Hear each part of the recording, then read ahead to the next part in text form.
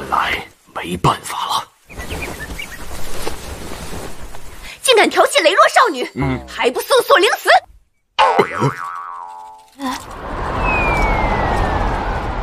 想不到我一代隐匿大师，竟被你一个后生玩你吧！是如何看穿我魔教身份的？我从未见过如此厚颜无耻之人！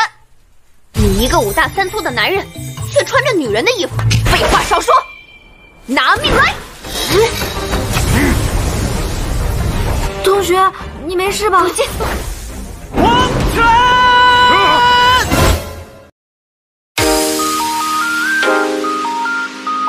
！Oke, halo semua, kembali lagi dengan aku Aji, aka Movie. Kudoakan supaya kalian baik-baik saja ya. Seperti biasa, konten kali ini adalah full spoiler. Jadi bagi kalian yang tidak suka dengan spoiler bisa langsung skip saja. Karena di video kali ini saya akan membahas donghua yang sudah lama tidak saya lanjutkan, yaitu Shomoto Baulola Bastard Dark Lord dengan Wawayu Animation sebagai studionya. Di bulan kemarin, mungkin 5 bulan yang lalu, donghua ini Mimin berhenti karena ada sesuatu. Tapi tenang saja, di konten kali ini Mimin bakal menamatkan donghua ini sampai season 2. Untuk season 3-nya belum rilis, mungkin kedepannya kalau udah rilis Mimin bakal bahas season 3-nya. Dan bagi kalian yang belum nonton part 1 bisa cek di playlist atau pojok kanan atas. Oh iya, satu lagi, Mimin cuma ngasih tahu kalau voice over untuk part 1 masih kaku. Maklum, dulu itu masih belajar. Dan segini saja pemberitahuan dari Mimin. Ya sudahlah, tanpa lama-lama kita langsung masuk ke ceritanya.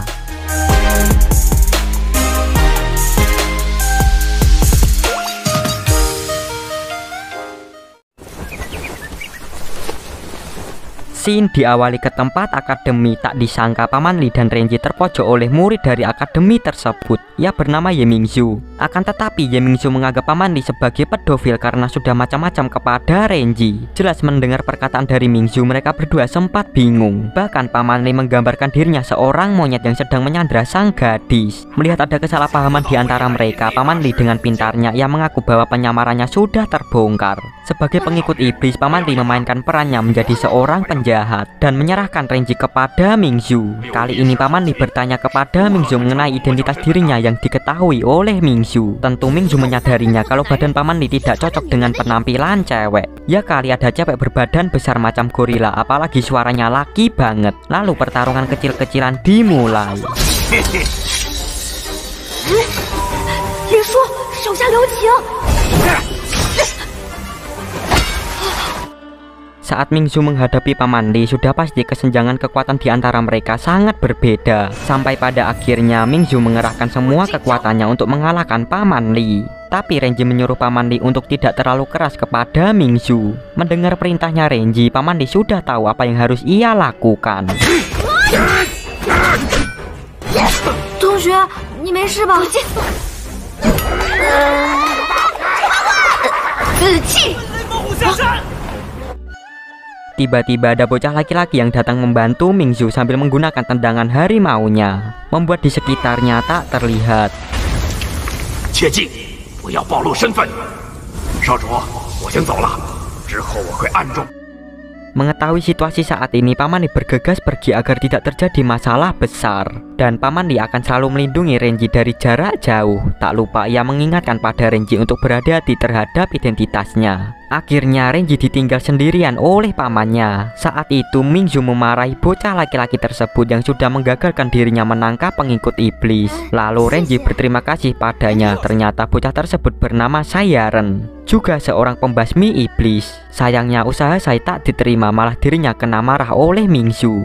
Gara-gara dia pengikut iblis berhasil kabur. Melihat keributan tersebut, Renji meminta izin untuk pergi. Tapi Mingzhu malah pergi bersama Renji sambil diseret. Tiba-tiba Sai menghentikan mereka. Ternyata dirinya meminta tisu toilet karena ingin BAB. Mendengar hal itu, Renji tak tega kepada Sai yang sudah di ujung tanduk. Dengan baik hati, Renji memberikan kain ikat pinggang sebab dirinya tak punya tisu. Jadi ia memberikan kain itu agar digunakan sebagai alat pembersih. Jelas Sai sangat berterima kasih kepada Renji. Namun Mingzhu sungguh marah apa yang dilakukan Sai hari ini, serta menganggap kalau laki-laki itu sama semua. Ya kalian pasti tahu sudut pandang seorang cewek ke laki-laki itu bagaimana.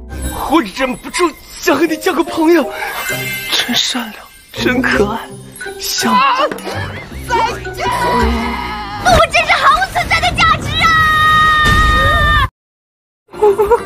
靠得太近了。还是女孩子好，真诚又……我还不知道你叫什么呢。愚人节。Setelah memperkenalkan dirinya ke Renji, mereka berdua pergi menuju upacara pembukaan murid baru. Dan tiba-tiba... 哎呀，不要客气了，学校很大，你对魔教了解多少呢？赶紧恢复男儿身，不然学校这几年就Ya itu, Mingzu secara langsung menanyakan klan iblis kepada Renji. Jelas membuat Renji panik setengah mati sambil memperlihatkan foto dirinya sebelum di makeover.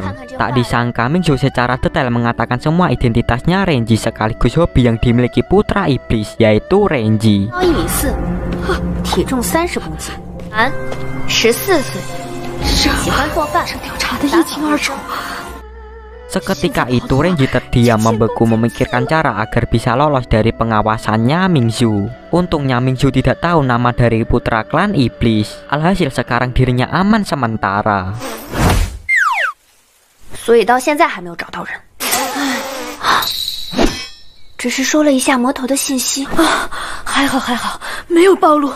看来以后要多给他一点关爱。孩子吓成这样了。 Ketika melihat Renji panik, Mingzu menganggap Renji sedang ketakutan karena membicarakan klan iblis padanya dan siap memberikan perhatian penuh untuk Renji. Saat Renji bertanya kepada Mingzu tentang putra iblis yang berhasil ditemukan, maka tindakan apa yang Mingzu lakukan? Tentu Mingzu menjawabnya sambil memasang muka mengerikan. Apalagi Renji membayangkan dirinya yang sedang disantet olehnya. 快走吧，不然赶不上入学仪式了。悄悄告诉你。 一会儿还有紧张刺激的环节哟！愚人节同学，我要去帮忙准备活动。这就是正道人士吗？哇，看来很快就能交到朋友了。 Setibanya sampai di halaman akademi, Renji terkejut apa yang ia lihat sekarang. Karena di akademi ini banyak sekali murid di berbagai sekte dan berharap ia bisa mempunyai teman. Kemudian acara pembukaan pun dimulai serta Mingzu sebagai pelapor acara tersebut. Sampai para murid cowok dibuat takjub sama kecantikannya Mingzu. Setelah itu Mingzu memperkenalkan kepala akademi ajaran baik yang bernama Master Sui Yuan. Di sana Master Sui Yuan menyambut para murid selayaknya sekolah pada umumnya. Saat melakukan sesi ceramah, tak disangka Master Sui Yuan sangat lambat dalam berbicara, membuat para murid di sana mengantuk bahkan ada yang tertidur. 进入本校就读，是这所学校的校长，一种机缘。节约时间，不要错过及时。 现在，让我们齐喊校训。 Akhirnya sesi ceramah pun selesai, lalu menyuruh para murid menyebutkan moto hidup akademi ajaran baik. Ya seperti yel-yel saat sekolah dulu. Dengan nada yang lantang, bersemangat, membara dan beradrenalin sampai saya sendiri dibuat ikut berteriak. 我们的目标是命相拼，绝不容情。爹爹说的对。 正道人士果然可。 Setelah melihat dengan mata kepala sendiri, Renji terkejut akan situasi saat ini.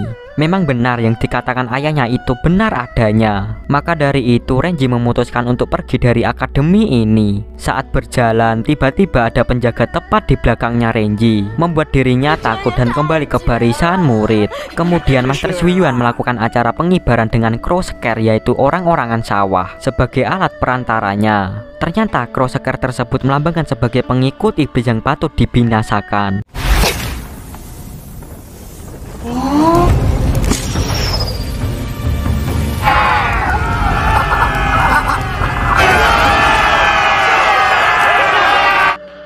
Sebuah benda pun muncul pada saat menyalakan kembang api. Benda itu merupakan bola takdir untuk memilih calon murid baru. Bisa dibilang jika bola maupun benda tersebut mengenai seseorang, maka orang tersebut akan secara langsung terpilih. Di sisi lain, Renji lagi sibuk mencari celah supaya ia bisa kabur dari tempat ini. Setelah melihat di depan ada jalan keluar, secara tak langsung hal mengejutkan pun menimpa Renjian.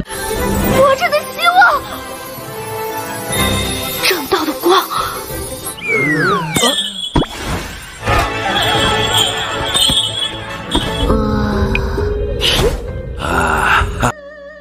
Ya benar, Renji terpilih lalu maju ke depan untuk memperkenalkan dirinya. Jelas membuat dirinya panik sampai ingin meninggal.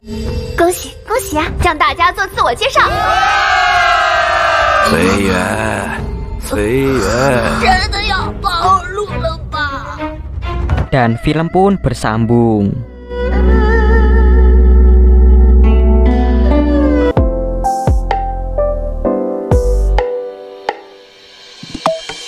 Gimana untuk episode kali ini? Next episode bakal kayak gimana ya? Di sini Renji berhasil masuk ke Akademi Ajaran Baik berkat bantuan dari sang paman yaitu Li Dongfang dengan teknik penyamarannya. Bahkan di sana ada sedikit keributan yang membuat identitas milik Renji hampir ketahuan. Dan ya tidak semudah itu bila nasib baik masih berada di sisi Renjian, membuat Renji aman untuk sementara waktu. Saat berada di halaman akademi, semua murid bersorak gembira pada waktu upacara.